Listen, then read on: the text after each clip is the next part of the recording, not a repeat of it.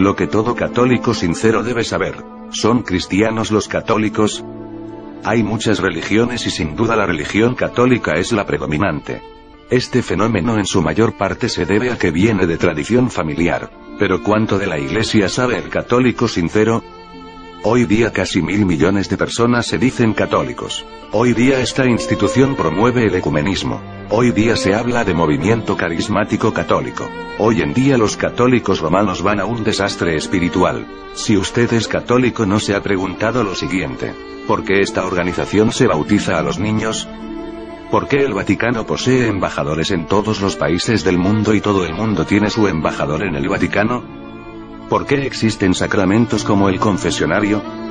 ¿Por qué esta institución posee sacerdotes?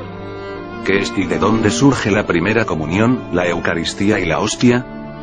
¿De dónde proviene la autoridad de los sacerdotes católicos o de su líder de turno, el Papa? ¿Es realmente el Papa un santo padre? ¿Existe el purgatorio? Si es católico y adora a Cristo, ¿por qué se venera a la Virgen María? 1. El primer sacramento de la religión católica es la del bautismo de niños, pues según esta práctica los sacerdotes católicos estos exorcizan los demonios ungiéndolos con aceite, poniéndoles un poco de sal en la boca para protegerlos de futuras influencias de espíritus malignos. Luego le rocían agua para que quede convertido el bebé en hijo de Dios y heredero del cielo siempre y cuando muera en la gracia. Desde el momento que el sacerdote practica este ritual pasa a ser miembro de la institución católica. Lo que dice la Biblia: los creyentes en Cristo confiesan al bautizarse que se han identificado con Él en su muerte, sepultura y resurrección. Romanos 6, 3, 10, Hechos 8, 36, 38. Así que los que recibieron su palabra fueron bautizados. Hechos 2, 41. Igual primero la persona debe creer y luego bautizarse. 2. Aunque usted no lo crea, el Vaticano es el único estado en el mundo que tiene embajadores en todos los países y cada país tiene su embajador en el Vaticano. Un territorio de menos de la mitad de 1 kilómetro cuadrado, 0,44 kilómetros y con 800 habitantes. El territorio que conforma la actual ciudad del Vaticano, al oeste del río Tíber, era conocido como el Ager Vaticanus, Campos del Vaticano.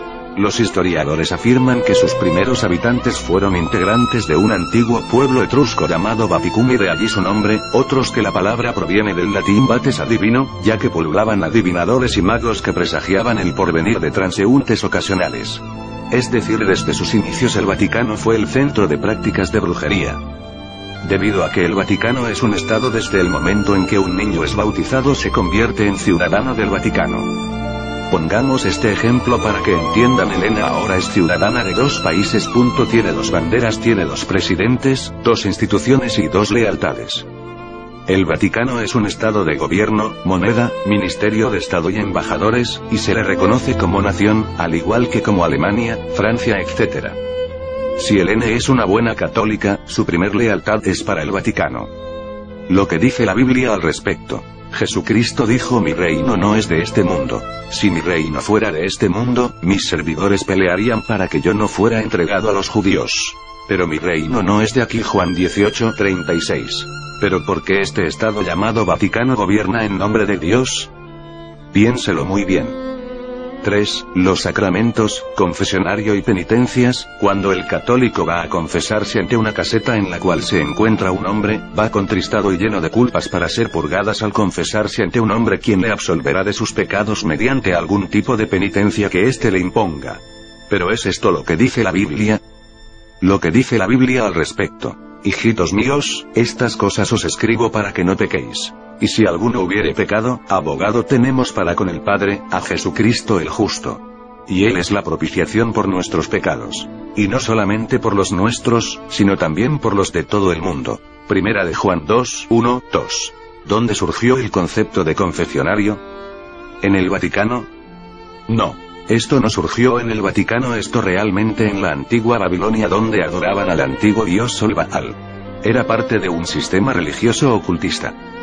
Después del diluvio, los descendientes de Noé edificaron la ciudad de Babilonia. Llegó a ser el centro religioso del mundo. El confesionario se usó para estar al tanto de lo que sucedía, para poder dominar y chantajear. Realmente el confesionario no se halla en la Biblia, esto es invención humana.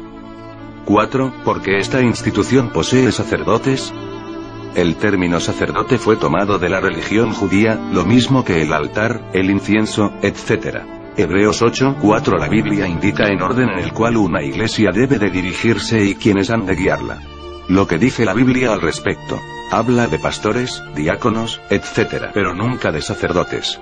La Biblia jamás menciona, ni monjes, ni monjas, y mucho menos papas, etc. Esta institución creó estos cargos o sistema para impresionar a sus seguidores, para ello además utiliza imágenes, velas y hábitos religiosos. A la gente le encanta. Solo sus líderes entienden bien la fraseología y la psicología religiosa de la que se valen para manipular a sus 800.000 millones de engañados miembros. 5. ¿Qué es y de dónde surge la primera comunión y la Eucaristía? La primera comunión, ¿verdad que suena cristiano? Veamos lo que hay detrás de la comunión que practican las iglesias católicas. En la antigua Babilonia se adoraba al dios Sol Baal. Esta religión se fue extendiendo hasta Egipto con diferentes nombres. En los altares egipcios trocitos de forma de sol tomados de un pan sin levadura.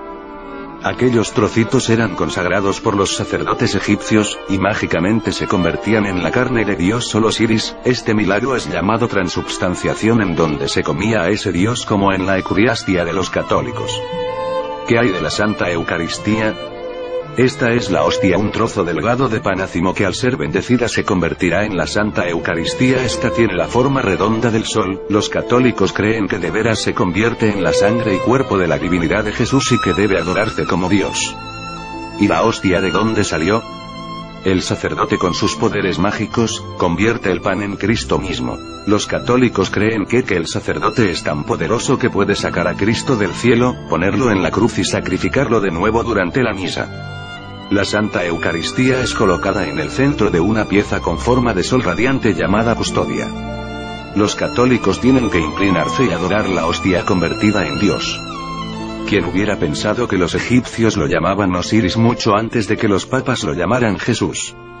Cuando el sacerdote coloca la Eucaristía, o sea que para ellos el mismo Jesucristo en la custodia, los fieles se postran de rodillas ante la presencia de su Dios para adorarle. Cuando Jesús estuvo en la tierra, él advirtió lo siguiente. Mateo 24:23. Entonces si alguno os dijere aquí está el Cristo o allí, no creáis. ¿A quién deberían creer los católicos? ¿A su sacerdote o las palabras de Jesús? La palabra de Dios dice, Hebreos 9:24, porque no entró Cristo en el santuario hecho de manos sino en el mismo cielo para presentarse ahora nosotros ante Dios. ¿Por qué razón el sacrificio de la misa tiene que continuar día tras día? Seguramente Jesucristo no estaba mintiendo cuando dijo, todo está consumado. Por allá por el año 1563 la Iglesia Católica Romana promulgó una serie de leyes espantosas que condenaban a muerte a quienes dijeran que el pan y el vino que usaban en la comunión eran solo símbolos. Esta ley significaba la muerte del cristiano que creyera en lo que la Biblia dice y no en lo que estos sujetos decretaban. La ley dice Canon 1: el que niegue que el sacramento de la Santísima Eucaristía está de manera cierta, real y substancial el cuerpo y la sangre, así como el alma y la divinidad de nuestro Señor Jesucristo, y consecuentemente Cristo en su totalidad, y dijere que está allí solo como un símbolo, figura o fuerza, sea condenado como hereje anatema. ¿Está esto en efecto todavía? Sí. Desde Vaticano II hasta ahora, todos los papas han ratificado y aceptado estos decretos conciliares. Concilio de Trento, sesión 13, capítulo VI. Lo que la Biblia dice al respecto. Hebreos 10:30. Mía es la venganza, yo daré el pago, dice el Señor. Sin duda Dios está muy enojado con el Vaticano. Para todo cristiano la cena del Señor es un símbolo porque escrito está, y habiendo dado gracias, lo partió, y dijo: tomad, comed. Esto es mi cuerpo que por vosotros es partido. Haced esto en memoria de mí. Asimismo tomó también la copa, después de haber cenado, diciendo: esta copa es el nuevo pacto en mi sangre. Haced esto todas las veces que la bebiereis, en memoria de mí. Así, pues, todas las veces que comiereis este pan, y bebiereis esta copa, la muerte del Señor anunciáis hasta que Él venga. Primera de Corintios 11:24-26. Pero Satanás tenía otros planes.